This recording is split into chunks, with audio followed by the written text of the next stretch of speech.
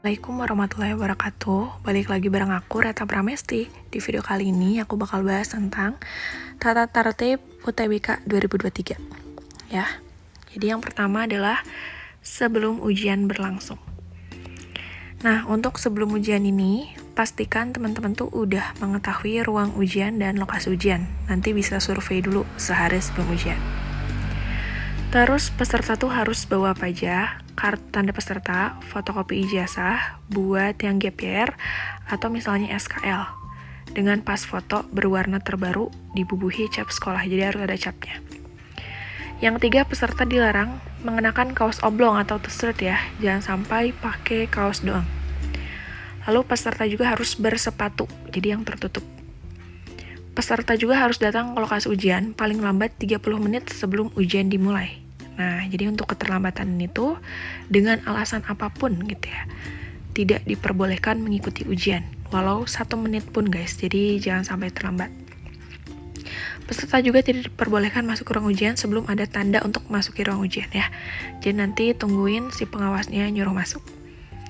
Peserta tidak diperbolehkan membawa daftar logaritma, segala kalkulator, kertas, buku, alat komunikasi, telepon seluler, jam tangan, kamera, modem, dan juga yang lainnya.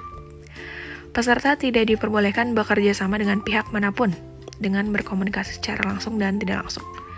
Tas, buku, dan catatan dalam bentuk apapun dikumpulkan di tempat yang telah ditentukan. Peserta juga bakal digeledah jika dianggap ada suatu hal yang mencurigakan. Peserta juga harus duduk di tempat yang sudah ditentukan sesuai dengan nomor peserta dan nomor meja ya, nggak boleh duduk bebas. Nah, peserta juga meletakkan kartu tanda peserta ujian dengan foto menghadap ke atas.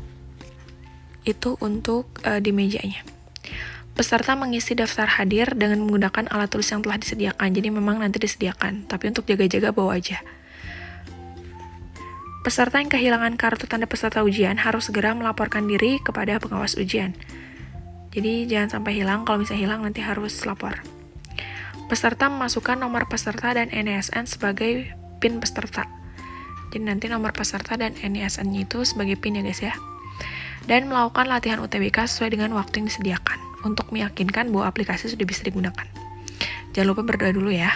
Karena biasanya tuh ada aja hal-hal di luar kendali kita yang bakal terjadi. Semoga nggak terjadi.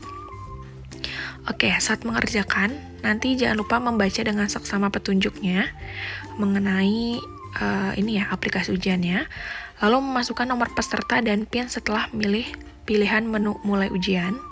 Nanti PIN-nya bakal dikasih sama pengawas.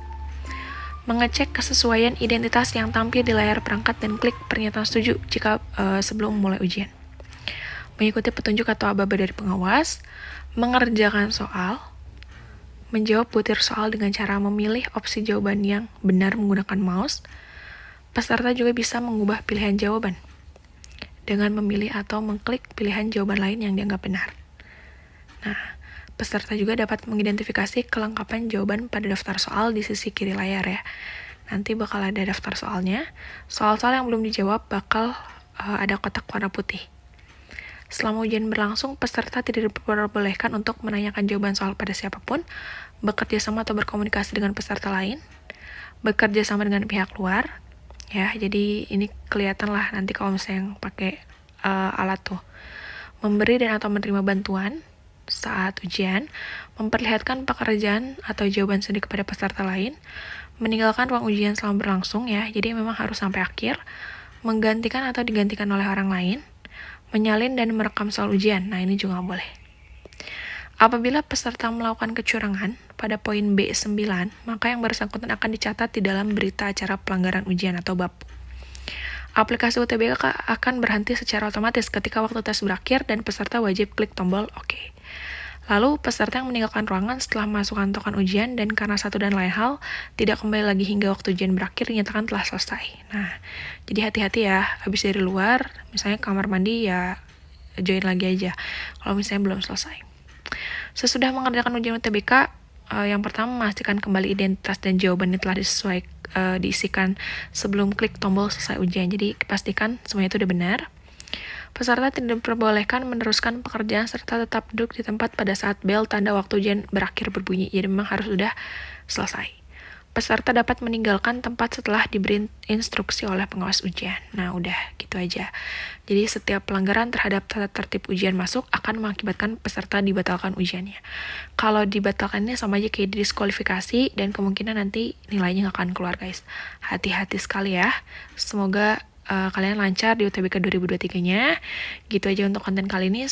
Kalau misalkan mau ada saran konten lain, boleh banget kirim di kolom komentar. Thank you for watching and bye.